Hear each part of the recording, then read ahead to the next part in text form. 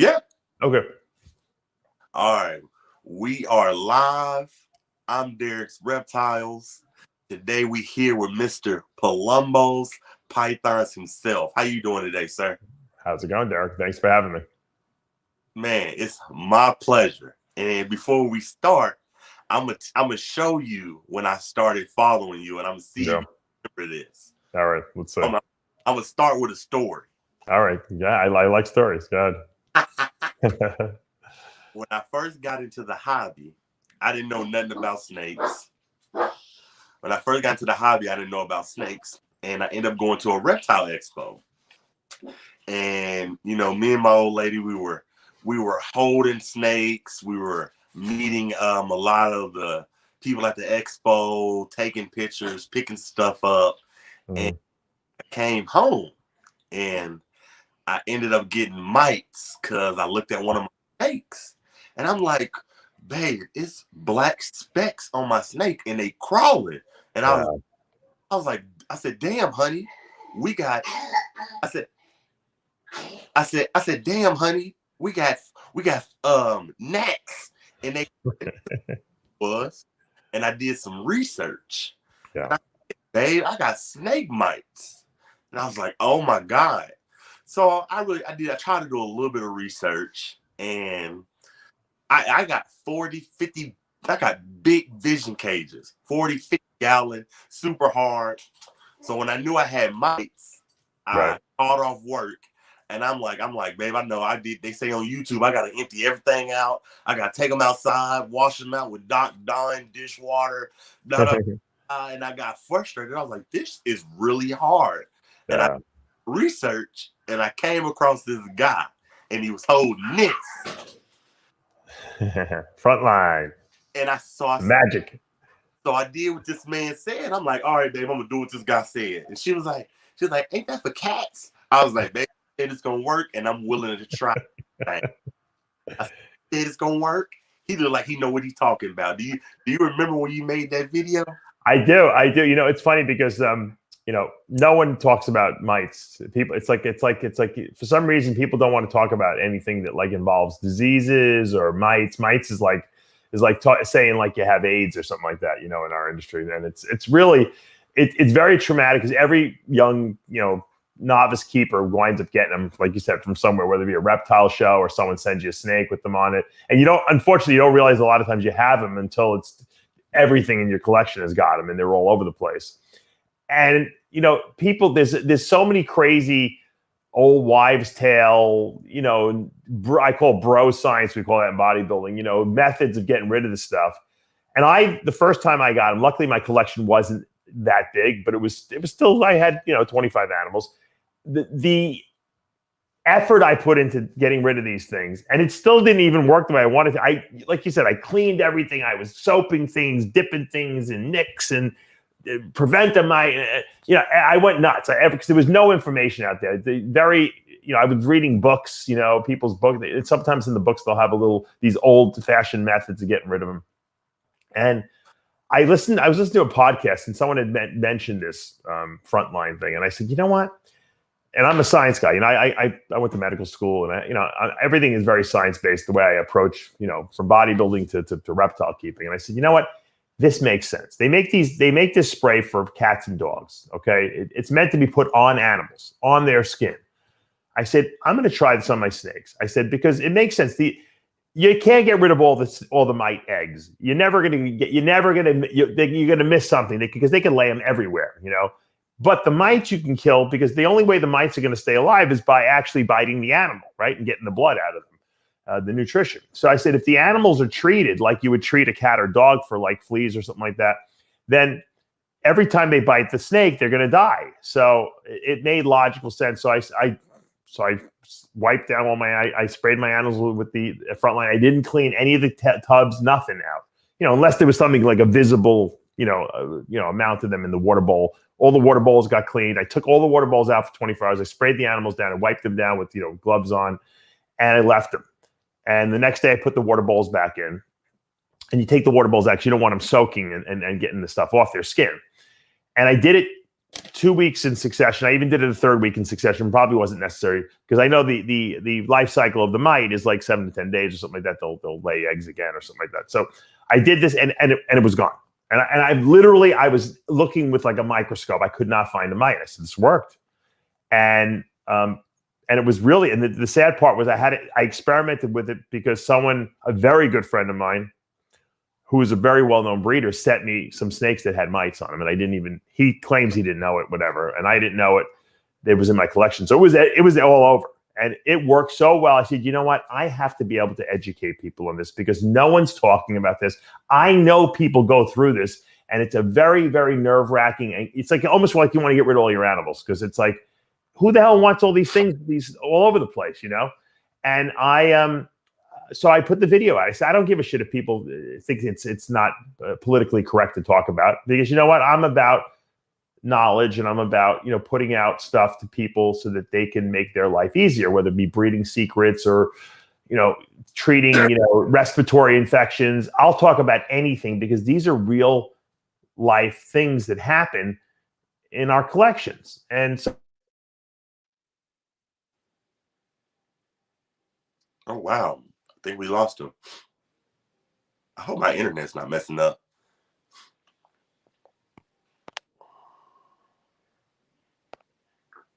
We'll wait, let him get back on. How's everybody doing, man?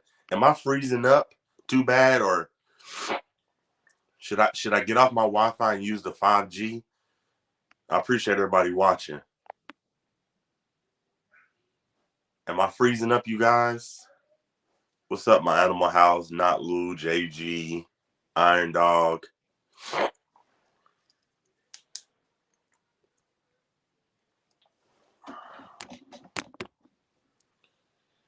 Nah, bro, you're good. Okay, I appreciate that. Iron Dog said that's that Burger King internet. Okay, am I freezing up, brother? Kara Shea said, okay, let's wait for him to come back. Super good guy, man. Kara Shea said, nope, everything's good. Okay.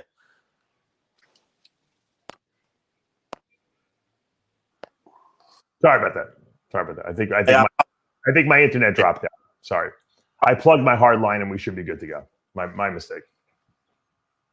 So, no worries. That's how I know you. And I tell you, ever since I did that, I ain't never had mites since I followed your video, man. So I wanted to thank you personally. You know what? It's good also now that we're talking about it. I mean, because this is a very valid topic. I mean, if you get a snake into your collection that like you buy from someone and you're not really sure who the person, even if you know the person, it doesn't hurt to spray it with the front line and just wipe it down, let it dry. If it's a baby snake, what I always tell people is don't put them right back into the enclosure until they're dry, because the front line is not toxic to the snake, but the alcohol that it's kind of embedded in, the solvent, could be, sometimes the fumes can get the snake if you put it in a very small enclosure. Snakes in bigger enclosures, doesn't matter.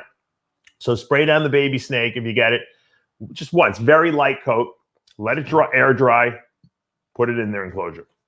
Right. This way, if it has anything, that's it. You're ending. It's it's done. It's before you even get it into your collection. So because not everyone has the space to do quarantine and stuff like that. Even though that's theoretically what everyone is supposed to do, and everyone claims they do it, but I don't believe it. So this will at least prevent you from getting your whole collection mites. Yeah. Right. So I've seen a lot of your videos, almost every single one. How many snakes is in your collection right now? You know what? It's a loaded question because I don't know the answer to that real. And if I did, I would tell you I haven't counted them, but it's constantly changing because every week I sell a few, and then pretty soon we'll be having eggs hatching, and I'll have boa litters. So it goes up and down tremendously. Now I'm a little on the more manageable side because I've sold a lot. I still haven't sold enough, but I've sold a lot of 2020s babies. Probably half. I still have half left, but it seems like it's more manageable now. But then in a couple of weeks, I'm already, starting next week, I'm going to have more eggs hatching. So then we're going to have more mouths to feed. So 300, I don't know, somewhere around that. I don't know. Right. So I know that, I think that's in the bottom basement of your house, or the Garage. I'm curious. Have you ever thought about opening up like a reptarium like Brian Barchett? I actually have a separate building on my I have a big piece of property in Florida. When I moved from New York to Florida, we have a big piece of like an RV. It's like an RV garage, but we turned it into, my wife and I, we built out the inside and we made a 2-story building out of it. My upstairs where I am now is my Species Nutrition, which is my nutrition company office, where we do all the process all the orders and everything like that. My wife does all that. And also my TV studios in here where I do my bodybuilding stuff and the reptile stuff. And then downstairs is is like 1,600 square feet is my snakes. So it's kind of like my snake building. Now, I do have a piece. We own the property next door to me, which is on 3 acres. And I'm thinking about building a big snake building there. And if I did that, I might do some enclosures like Brian has, not to the extent he had. That's a lot of work. I need like a whole staff of employees to run that. But I would like, a couple maybe of cool, enclosures. Here's the thing about that. The Reptarium is great. And I love it. I love watching his videos just because I like to see how they set up the enclosures. But I'm going to tell you, if you've ever set up a naturalistic enclosure for whether it be snakes or lizards or anything like that, they poop. And they go to the bathroom a lot. And, sometimes it's not pretty. And that gets all over. And you got to clean all those, plants and rocks. And it's a lot of work. It's way easier to take the paper towels that are dirty out of the bottom of the tub and spray it down and wipe it and put new paper towels down. So you're going to add a level of work and time to your day because these animals go to the bathroom and you can't just leave it. It's going to stink and it's not going to look nice after a while. It'll look good for the first, month you have it, and then it'll get nasty. So if you're going to do something like that, you have to be committed to being able to maintain that. So I applaud, like Jay from, Prehistoric Pets and Brian, because that's a lot of work, especially, when people love to see that anaconda enclosure Brian's got with the water. It goes into it's like a pool almost there. But that thing goes to the bathroom in that water, and it's really gross. I'm sure to have to like scoop all the poop out and drain the water and put new water in. So there is a level of work involved with that. And I don't know if I necessarily want to get into doing something that crazy, but I could see myself having a couple of like display enclosures. What I'd like to do is, because, they've made Burmese pythons illegal here now in Florida. I'm trying to apply for a permit to just possess them for educational purposes. I wouldn't be able to breed them anymore, but at least I can keep a few of them to have, and those I would like to put in maybe some kind of a big enclosure, just since they're more display animals, and that might be cool. I seen that video when you did your Burmese python rant. I was like, man, I feel them. Yeah, luckily I had very high end Burm, so I've sold most of them. Very quickly. I had a trio of pieds, and everything was, these were breeder size already. They're up to breeding size. I had a pair of champagnes. They're sold. They're going to be going to their customer in a month or two. And I have a breeding pair of hypogranate double het albino greens that are still up for sale. And I'm sure they'll probably sell as well because, people want breeding pairs, and my Burms are really healthy, and they're, Florida is great weather for having Burms down here, even indoors. And so, I'm really sad that I had to let him go. But if I can keep like maybe 4 of my favorites or something like that, and maybe I have like a 1-year-old anaconda, I wouldn't mind keeping 2. If I can keep those for display purposes and get my license, which is what I'm applying for with Florida Fish and Wildlife, I guess I'd be happy. At least I got to breed them a few times. I actually have 19 eggs in my incubator too from a clutch this year, so I'll be able to sell those too. So those are really going to be some nice babies, and I miss them. I like them. It's one of my favorite snakes. It's a big, gentle giant, even though they're a little snippy when they're young. But when they hit like this certain age, they're just like, it's like taking your dog for a walk. I mean, they're awesome, and you gotta roll with the punches. I always say in my life there are no mistakes. So when people say, "Oh, it sucks," Florida changed the law, I'm like, well, you know what? I have other snakes, it'll shift my focus a little bit. And maybe I was supposed to focus more on what I'm doing and do it better. Because sometimes you can get distracted. I want everything, so my main focus is ball pythons. I love the genetics of them. Boas, which I really also love the genetics of them. And I just like them as a snake in general. I've been trying to breed olive pythons for 5 years now. I haven't had any success yet, and I have a couple blue tongue skinks that I love, and I have my my moonglow and snow carpet python collection. So, which is smaller, but it's still significant. So like I said, I have what I want. I guess I should really just, like I said, focus in, because I don't know about you, but I'm always like, maybe I should get an Amazon tree boa. Maybe I should get a pair of, chondros. I'm always like thinking like what the next thing is, but sometimes then, maybe I should get some blood pythons, but sometimes you can get spread too thin too. Right. I agree with you. Now while we're talking about snakes, I got me an Amazon tree boa already. Oh, you do? Yeah. I'm jealous. My first snake, I had to get it. So I got a question. I know you've been in the hobby for years, a long time. So you probably already have your dream snake. But for me, my dream snake is a green tree python. Your dream snake, one that you don't have right now that you like, I got to get it. You know what? I'm like one of those guys that goes after, like, if I want it, I find a way to get it. I really wanted the berms. I wanted the pied berms. Was like, that was like, when I saw that first one that showed up in Asia somewhere, I was like, I have to have that someday. I didn't know how it was going to happen, because there was no importing a berm. Somehow one got into the United States, and then a pair became available, and that's when I bought into the project 2 or 3 years ago, and they were very expensive, by the way. So that might be considered a dream snake. And now I sold them. So, right. But at least I had them for a couple of years. I never got to breed them, but I did. They may be gravid. Whoever bought them may get lucky.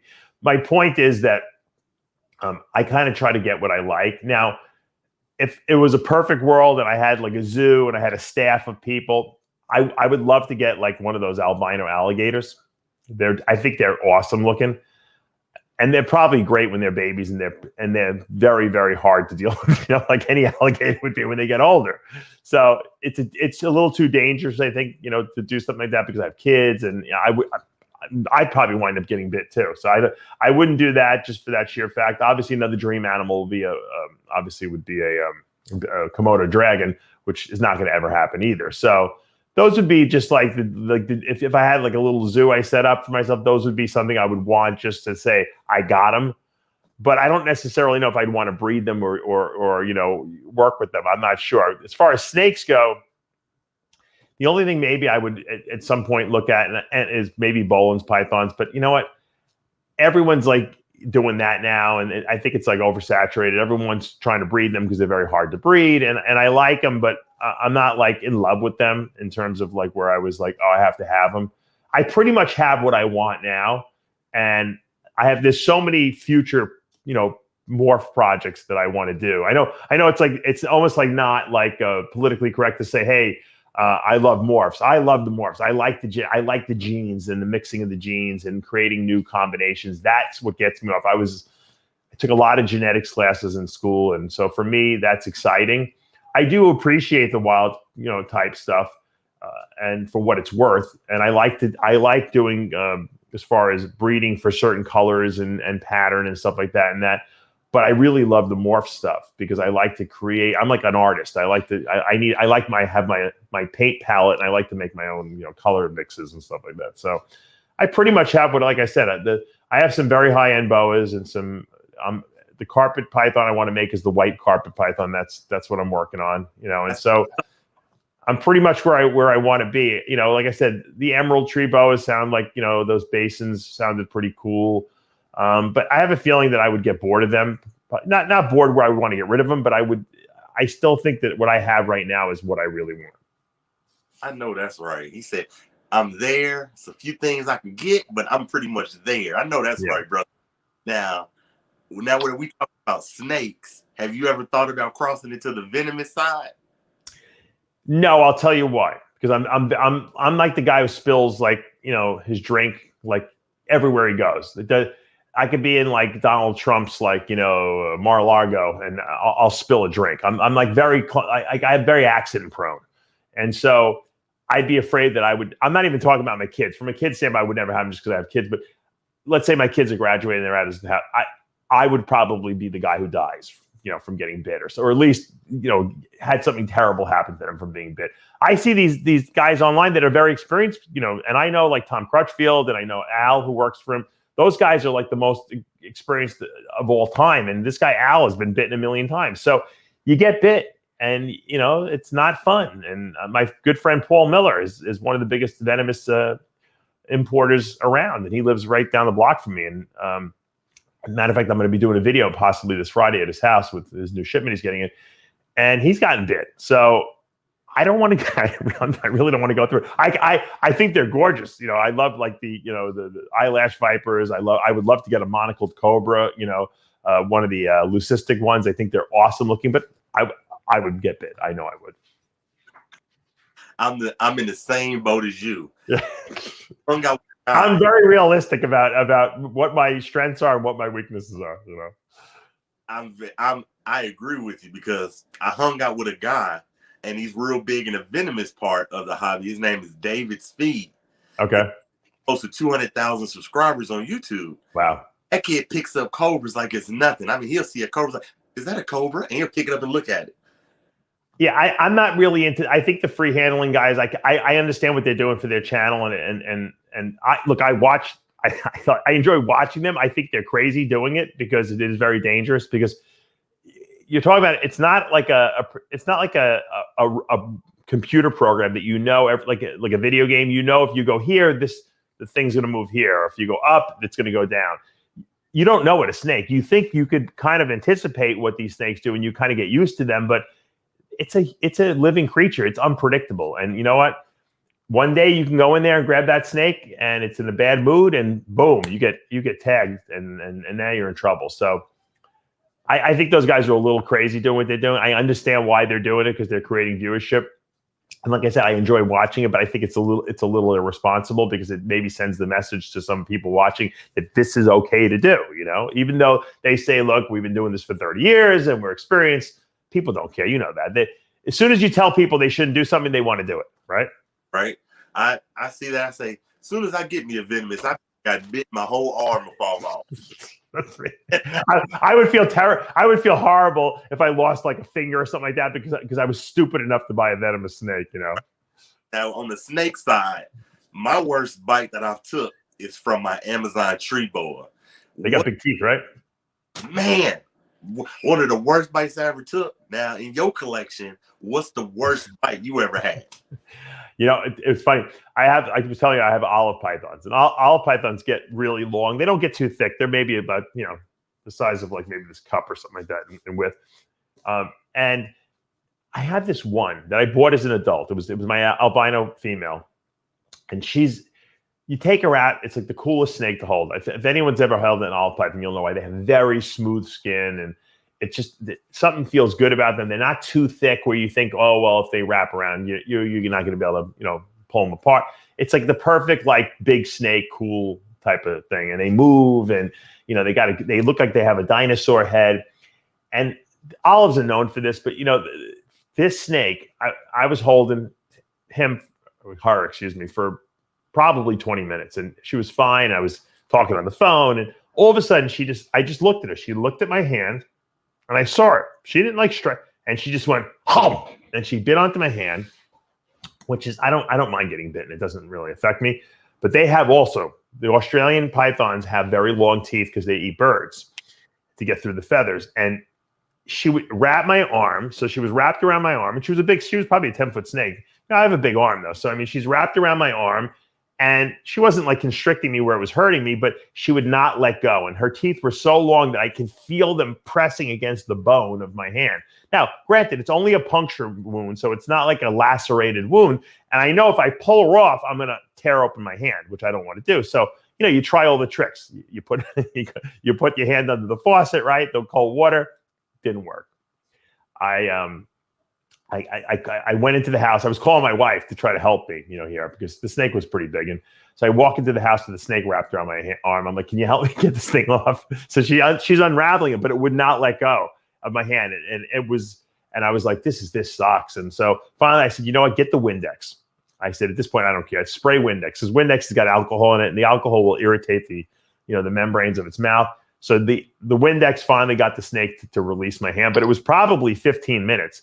And my hand was the next day, it didn't even look like I got bit, but it was bruised because this snake has such a strong, grip.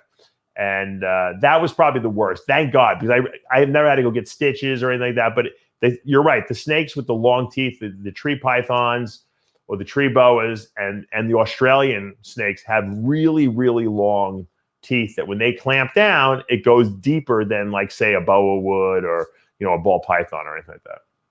Right. Now, with my Amazon tree boa, it bit me so hard one time. I said, I'm not free handling this snake no more. I treat it like it's venomous. I use a hook.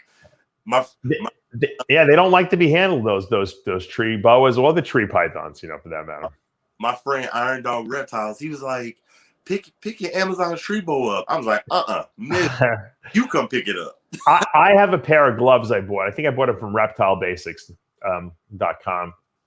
And they're like, they go up to like your elbows, and it's like a leather type of material. And then there's like metallic like little beads on the hand, and which is great. So you could pick anything up with these things. If they want to bite you, they can bite you all they want. There's no way the teeth are going through these gloves.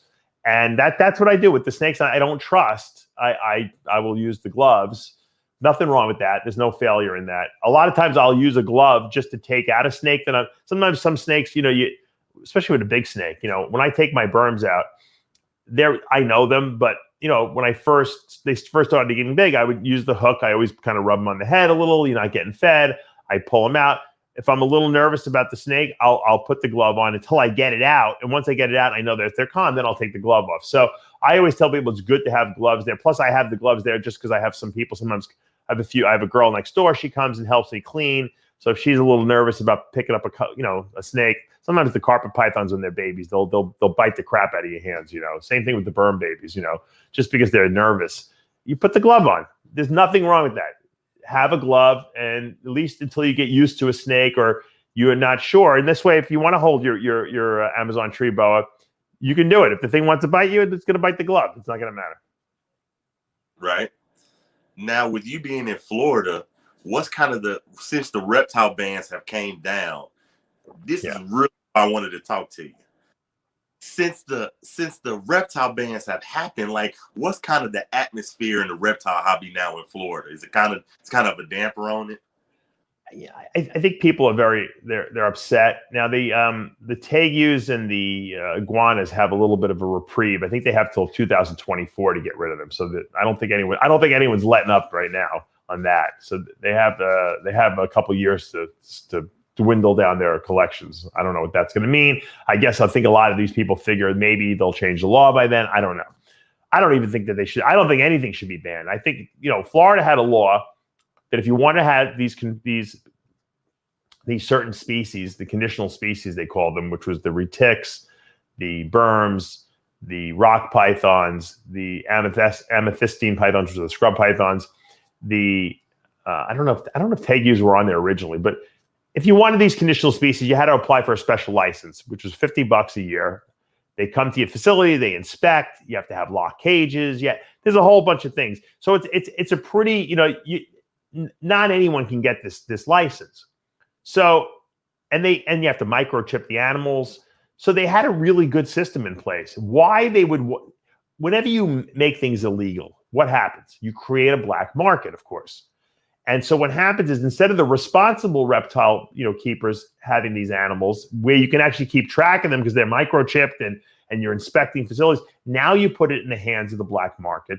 People are going to get berms, okay, whether they want it or not. And they're going to be people that don't know what they're doing selling them to people who shouldn't be having them in their house. And you'll see there'll be reports in the news. We've got a Burmese python out of this kid's bathtub. He was keeping it in there, and it killed his dog or something like that, because that person shouldn't be keeping an animal. So they took a good system and they ruined it because they were trying to whatever. I don't know what the political agenda here was, maybe to make it look like they're doing something. Obviously, banning berms in the pet trade is not going to solve the berms that are out in the Everglades, doing whatever they're doing out there. You're not getting rid of those by stopping someone from having an albino Burmese python in the house that would never even live in the wild. So I think people just think the law is ridiculous. Obviously, I'm a law-abiding person and nowadays, so I'm going to listen to whatever the laws are. But it would be like if they try to make when they tried to make alcohol illegal back in the prohibition years in the 20s. No one stopped drinking alcohol. They just did it illegally, you know, and people got sick because the alcohol wasn't good. They were smuggling it from They created a black market, basically, is what they did. So to me, it's a dumb law. But like I said, if that's what they want to do, I'm going to obviously adhere to whatever, you know, regulations that they put out there. Right? You're gonna go ahead. Snake bootleggers. Believe me, people get what they want. You know that. And as soon as you make something illegal, what happens? People want it even more. Right. I didn't even know about Burmese and all them other snakes until they brought them to the limelight. And there are going to be people that's like, oh, this is illegal. I want it now because it gives it that. Of course. And anacondas too. I forgot to add. That's another one. The green anacondas on this. It's funny because the yellow anaconda was on the banned list for years. I don't know why. The funny thing is that the green anaconda is bigger than the yellow one. I don't know why the yellow anaconda was made illegal years ago. I still don't understand that law, but is what it is. Right. Now this is not bragging or boasting. This is to inspire me and other small YouTubers. So I know you got 2 YouTubers, and with your following, you got upwards of almost 300,000 subscribers. Yeah. Give me some advice as a small YouTuber if I want to follow in your footsteps. Don't stop. Look, you know what? My bodybuilding channel has always been, RX Muscle has always been very popular because I was one of the original people, you know, to start covering the sport back in 2002. You know, I was doing it on my own personal website, and then I started a website for one of the magazines who hired me, and then I went and I left them, and I did my own at rxmuscle.com, and then I have the RX Muscle YouTube channel. So I know how to do it. I learned how to do it, and I was doing TV programming live before it was even possible to do it. You couldn't do it on your phone back then. I had all this expensive equipment. I had a video guy, and so I knew how to do it. So when I started doing reptiles back in probably 2014, you know, when I started breeding them, I said, you know what, I got to start a channel because otherwise no one's going to know who I am. How am I going to sell my reptiles once I actually start producing some? So I started doing. I said I want to do an educational channel. So I wanted to work the word muscle in, since I was a former very big bodybuilder back in the day. So I came up with Muscle Serpents University, and I started doing videos where I didn't really know that much. So I was just interviewing other people. Vin Russo, who's a very well-known boa breeder, used to come to my studio when I was back in New York, and we would do some educational stuff, and I'd ask him about boas and stuff like that. I'd go to the expos and interview people. And the key is, initially your videos, you know, are not going to get a lot of hits. Mine maybe got a little bit more just because maybe people knew who Dave Palumbo was, but not in the reptile world. And you just keep putting good stuff out there. And eventually someone sees a video and says, hey, that's great. I actually, it's funny. Pete Call is one of the pioneers in boa breeding, and he bred the first albino boas and the first pied ball pythons. And for some reason, he was a big bodybuilding fan. So we had a mutual friend, and I knew who he was. I just never talked to him. And he told my mutual friend, hey, that Dave Palumbo guy, I understand you're friends with him. Can you tell him to give me a call? You know? And I was like, Pete Call wants me to call him? I said, yeah. So I called him up and we were talking. He said, why don't you come down and see my facility? So this was before I had kids. My wife and I drove down from New York to Maryland. We went and saw his facility. We hung out the whole day with him. Went out to eat. We had a great time. And we had a lot of common people we knew together. And I said, Pete, would you mind if I filmed here? And so I filmed him in his facility. No one had ever gotten him on video, ever showing his facility. Other people had been at his facility, but he had never been on camera. And so I put this video up and it went viral. And I got a lot of hits from that. I think that got me a lot of subscribers. It still to this day has a lot of hits, that video, because it would just happen to be a freak thing that no one had ever seen. And people wanted to know what was going on at his facility and what he was like, because people had heard the name. They had never really heard him talking on video at all. And so I got lucky in that sense. But what happened was, you know, I kept doing videos and kept trying to keep regular content up on a regular basis, which is the way to succeed. However, I don't have the time to put what I would really love into the channel. And obviously because of COVID, there's no traveling to the big shows anymore. So the interviews kind of dwindled a little bit. Now you can do them online, but obviously I'm juggling, several companies, but I always tell people, just don't quit. You have to keep, even if your videos get 10 views from your family members only, keep putting them up, because what happens is one video will be good and someone will like it and tell their friend about it, and they'll tell their friend. And before you know it, that video will get 2,000-3,000 hits. And now maybe YouTube starts recommending some of your videos to other people. And that's how you do it. The people who get frustrated and quit, they're never going to succeed because they're not doing it anymore. Just don't stop. That's the key. Don't stop. Put up good content. Do what you like. Don't worry about what other people are doing. You don't have to try to copy what other people do. What you enjoy doing. And then it doesn't feel like work. So if no one looks at it, who cares? At least you enjoy what you're doing. You're kind of documenting your whole foray into reptiles. I actually started I have a fish channel too, aquarium fish channel called Muscle Fish that I had actually started back in New York. I had a big tank. I had a 650-gallon tank in my office, and I had like about 12 other fish tanks in my house at the time. And I would just, there was no production value whatsoever. Cell phone, talk, hey, look at the fish. You know, there's my monster fish tank. I'm feeding the fish. And uploaded it right from my phone. And you know what? Those videos, some of those videos have like hundreds of thousands of hits. Man. And that Muscle Fish channel actually has more subscribers than my Reptile channel does. And I just started nurturing it again because I just got it back into fish again because we bought a piece of property that has a koi pond and another pond in the back, and I'm turning it into a tropical pond where I'm putting fish in it. So people are starting to revisit the thing, but I hadn't put up a single video in like 3 years when I moved from New York to Florida.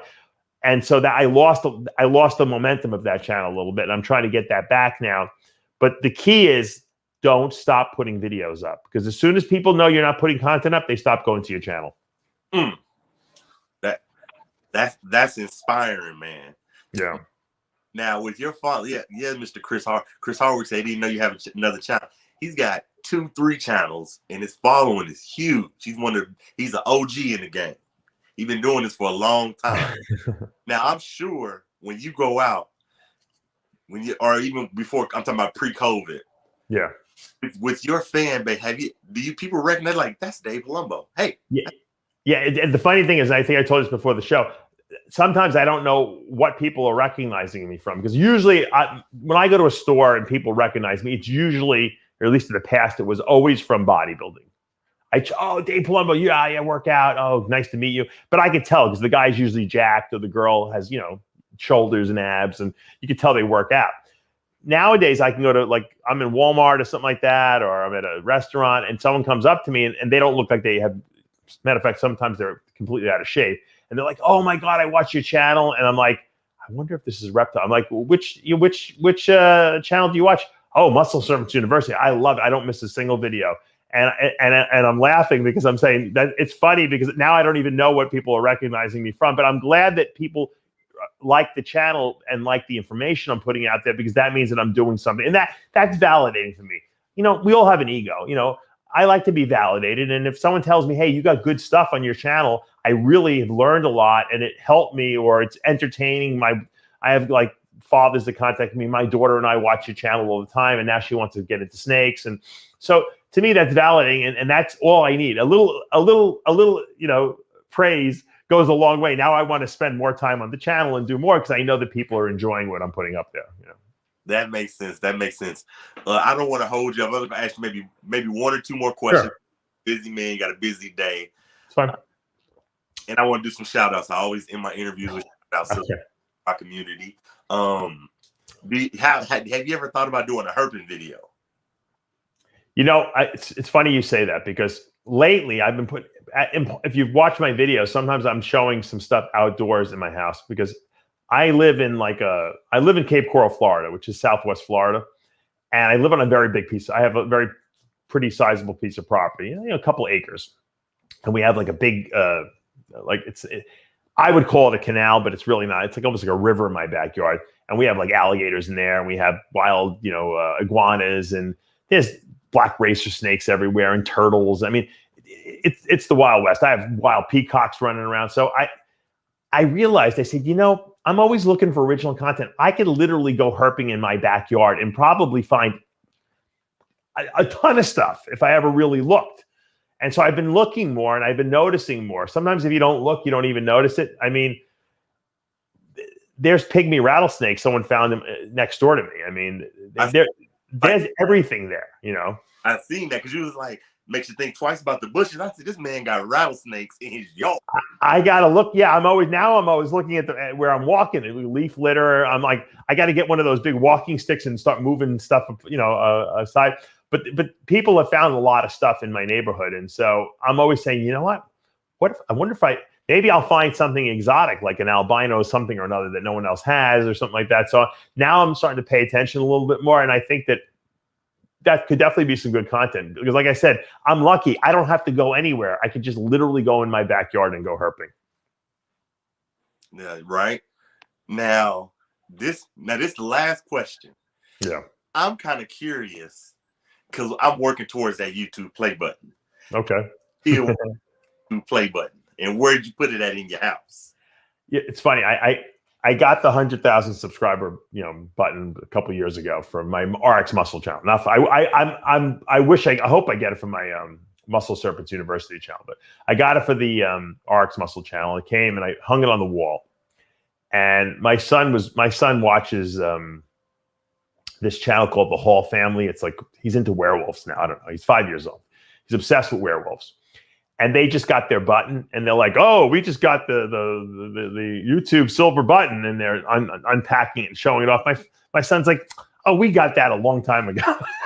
it was really funny. He recognized it. It's a little validation. It's think about how much money we're probably making YouTube if they're sending us this button, right? So it's a nice way of saying, hey, you know what, you're doing a good job. And I have it in my office here on the wall, so when people walk, because I have people come in occasionally, and they get to see all the little memorabilia I have, because people are always sending me stuff, mostly bodybuilding stuff, to hang on the wall, pictures. I have pictures of our athletes who represent our product line. I have some old pictures of myself. My wife was a professional as well. We have her picture on the wall. So I have it on the wall behind the desk, so when people walk in, they see it. I will. I don't want to hold you up too long. I want to thank everybody for watching. I appreciate you for coming on, man. Absolutely. And if anyone has any questions, I'm open book. So, Palumbo's Pythons and Boas is my Facebook. You can go to Palumbo's Pythons for Instagram.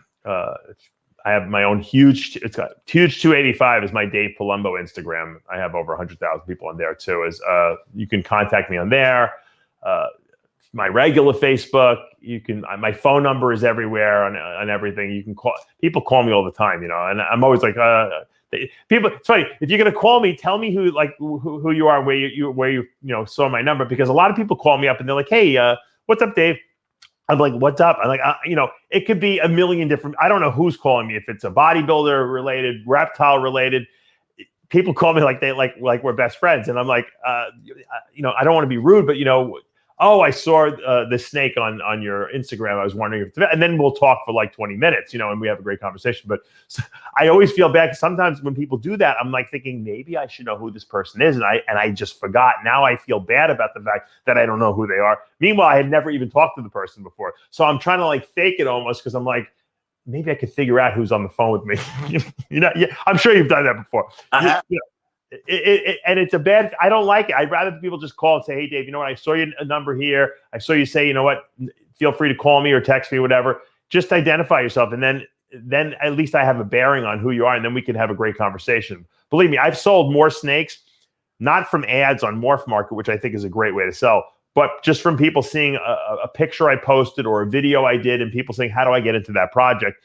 And then I educate them about the project and make some suggestions to them, and before I know it, they're buying something, and that's how I buy. To be honest with you, if I see something, I'll contact the person, I'll have a conversation with them, and let them educate me, because maybe they obviously know more than me about the project. And then if I feel like it resonates with me, I'll get into it and I'll invest. Do you remember the first snake you ever sold? I remember the first snake I got. I still have the first snake I ever got. A friend of mine brought over an egg to my house in an incubator and said, "Here." Because I had been talking about snakes. I used to have snakes in the 80s, and I haven't had one since then. He brought over a ball python, and I still have it. And I think the snake actually, it had one litter, one clutch of eggs, and then it didn't eat for almost 2 years. It didn't eat the snake. I thought it was going to die. And then she just started eating again. I think she's going to have lay a clutch this year. So it's only her second time. She's 10 years old. or 11 years old now. That was the first I got. As far as I think I sold a banana. It was my first ball python I sold. I had a clutch of, I had a banana ball python that I bred to it was a banana pastel female that was bred by a spider head hypo or something like that, or spider hypo or something like that. It was like something like that. I don't remember. But I had a bunch of bananas, and bananas when they're babies are awesome. So the first snakes you ever produce of bananas, it's like, holy mackerel, I hit the freaking lottery. And of course I wanted to keep them all, but then I realized that, what am I going to do? What do I need 4 males for? So I kept the 1 female and 1 male, and I sold the others. And I thought I was like, I thought I made the sale of it. The fact that someone wanted to buy something from me in the snake realm was so foreign to me that it was like really exciting and exhilarating. And I know a lot of people have told me that too. The first snakes they produced, and you're so nervous. Should I cut the egg? Should I not cut the egg? How should I incubate it? And every person you ask tells you something different. There's a million different ways to do it, and you have to find the way that works best for you. I personally, when I incubate eggs now, I use sponges, wet sponges with a light diffuser on top, grating, and I put the eggs right on there. I don't do any vermiculite. I don't do any hatch right, which is the way I used to do it, because eggs would dry out on me. They'd be too wet. This is the best way to do it. I saran wrap the top. I put the lid on the thing, and I never vent it. I don't touch the eggs unless, there's a bad egg in there that I got to throw out or something like that. And I never have a problem. But the first time you do it, you overthink everything and you overanalyze everything. And sometimes, if you touch the eggs too much, you do too much, you can screw it up. Believe me, I was seeing people cutting eggs on TV, I'd be like, you know what, I should cut the eggs. It's day 52 or day 54, whatever it is. And I got the dates wrong. I counted wrong. It was really 2 weeks too early. And now I had to wait and sweat for the next 3 weeks to see if this thing is going to live. And so I said, you know what? I am not touching anything. Mother Nature knows what she's doing. If I have a clutch of 6 eggs, when one pips, I'll slit the top on the other ones if I don't see them come out. But I'm not touching the eggs until I see that. And you know what? Since I've taken that approach, very rarely do I ever lose a snake in the egg, or anything like that. They seem to know when to come out on their own. Even though we think we know more than they do, the snakes know what to do. They know how to come out of the eggs. All right. Well, I want to tell you, I appreciate you for hanging out with me, because you a legend in the game, man. I was happy to pick your brain. Before I leave, I want to kind of shout out some of my friends, because I belong to a great reptile community. If you're watching, make sure you first off subscribe to Mr. Palumbo's Pythons. Subscribe to My Animal House, Iron Dog, Kurtwood, Fitz Family Constrictors, Ball Python Love, OSMR, Not Lou, J&G's Reptiles, Fully Envenomated, Desert Wolf Armory, Venom Wonderful, Kurtwood, Reptile Feedings. He's a good guy. Just all the people is too many to name. If I forgot anybody, great group of guys. Make sure you check them out. Chris Hardwick, super good guy.